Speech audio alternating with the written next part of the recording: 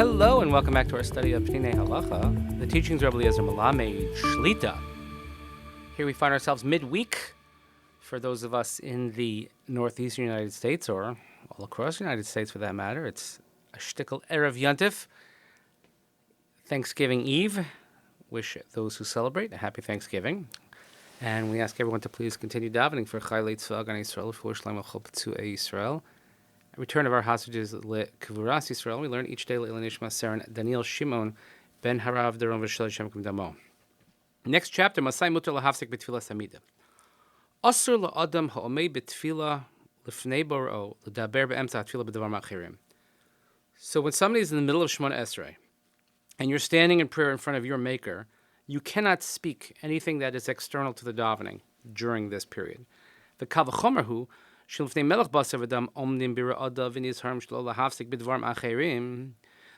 let's look at this logically, that if a person was standing in front of a human king, and he's standing in fear, and he would make sure not to interrupt and speak external and extraneous matters, so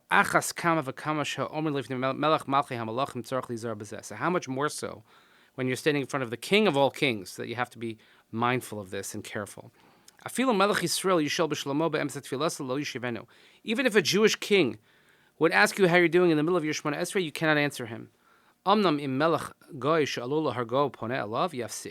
However, if a non-Jewish king asks you how you're doing in the middle of Shemoneh Esreh, and you realize that if you don't answer, this could cause physical harm, or they could even kill you, then of course you could interrupt. Because saving a life, even if it's your own, obviously is more important than tefillah at that moment. It's the Gemara in Brachos and Daf Lamed. Im nachosh she'enu arsi karuch alakvo lo yikra la'azara v'mesh chashash hu arsi yikra la'azara shesafik pikuch nefesh docha tefillah.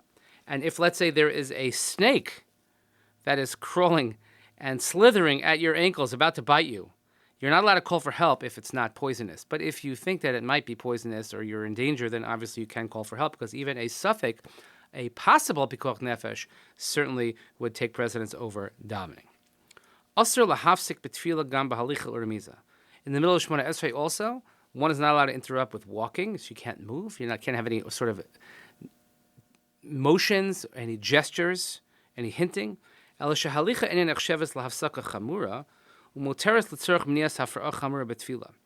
However, walking is not considered such a strict hefsek, a strict interruption, a severe interruption, and therefore, if it's meant to prevent further distractions during your tefillah, you're allowed to walk. And since hinting or gesturing is even a lesser interruption than walking, so therefore you're allowed to do so if it will prevent further disruptions. Let's see the example. Let's say you started davening Shemoneh Esreh in a certain place, and you cannot continue to daven there because it's very difficult to concentrate. Then you can walk to a different place. So, l'mashal, for instance, if you're davening and there's a snake, it's a non-poisonous snake, and it is disturbing your kavanah. I don't know about you, but that would greatly disturb my kavanah if there was a snake anywhere near me. Even though there may not necessarily be a life-threatening situation, nevertheless, you're allowed to walk to a different room, a different place, a different space, so that you can daven with the proper kavanah. I don't know about you, but I would be out of there so fast. Let's say you're davening and your child starts to make a ruckus in the middle of davening, until you or other people around you davening can't concentrate appropriately. You can gesture and hint him till you should leave. Snap your fingers, whatever it is. And if you can't understand what you're saying, so then you can, in the middle of your Shemoneh Esreh, take the child out without speaking, and then you continue your tefillah. Or let's say people around you, or even children, usually it's the adults that cause this problem, that are speaking so much during davening that you cannot concentrate. If you can hint to them and then they'll be quiet, it's better that you should do so. If they don't listen to you, shocking I know, Yelech lemakom acher v'yamshich lispalol, and you should move to a different place and continue your davening from that other place. V'chein Rav shemamtinan lo ad sheyisayim es tfilaso, and if you're waiting for the rabbi to finish Shemoneh Esreh, v'hadavar toredes kavanaso, and this shters, it disturbs his kavana. Shters, Yiddish word. Rishoy lirmos lehem sheyaschil b'chzaras hashatz. Trust me, I've been there. People think it's such a great kavod to have people wait for you to daven Shemoneh Esreh. Let me tell you something.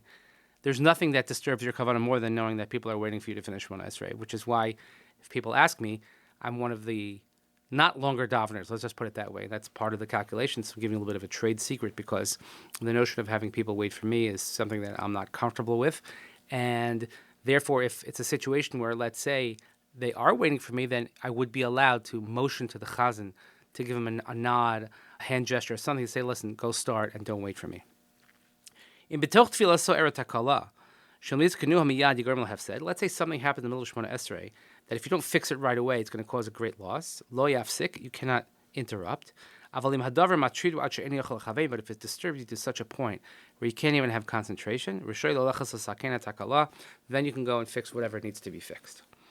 Nafal sidur la'aretz, if your sitter falls on the floor, ve'eni yochel lechavei kol zman she'eni marim alosan, as long as it's on the floor and you can't concentrate until you pick it up, you should finish the bracha in which you are reciting. Then you go and you pick it up. Let's say you're in one of those stender situations or in a row, in a pew, and you can't reach without moving. You have to get up and walk around, something like that. That's what we're talking about. Let's say a person is davening by heart, is not using a sitter, and then you got confused, and then you can't remember where you are, and you can't continue. You could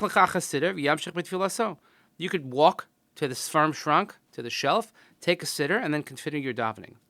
Nistapik be'emtza hatfila bedin she'ulai ma'akev es hatfila, kegon sheshachach lomar davar ma, ve'eni yodea ma'alav lasos, yelich la'ayim b'sefik de ladas ketzel linhog. But let's say, also, you are in the middle of Shemoneh Esreh, and you did something, or you're not sure, does this require me to repeat Shemoneh Esreh? Do I have to go back? Did I say Alav Yavo? I thought I said it. I did say Mashiv Ruach, and you're not sure what to do, and you're allowed to go to the Svarim Shrunk again and pick up a sefer and look up what to do. This is the middle of Shemoneh Esreh. And if he doesn't know how to look up the halacha,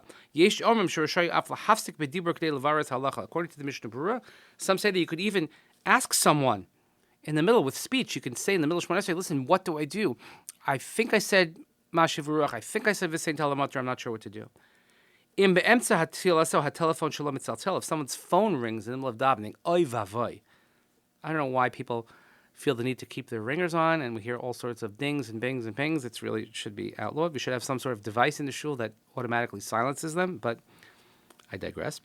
If that instance, if your phone rings, you could shut off the ringer, you could shut off the phone, and continue davening. If you have to move somewhere, let's say the phone is on the table and it's not right next to you, and you have to walk over to shut it off, lo yelech, you shouldn't go. But if it's in the congregation in a minyan, you can go and shut it off because you don't want to disturb everyone else's prayer. And then you continue. Nishmat, let's say your talis falls off in the middle of davening, in the middle of Shemoneh Esreh.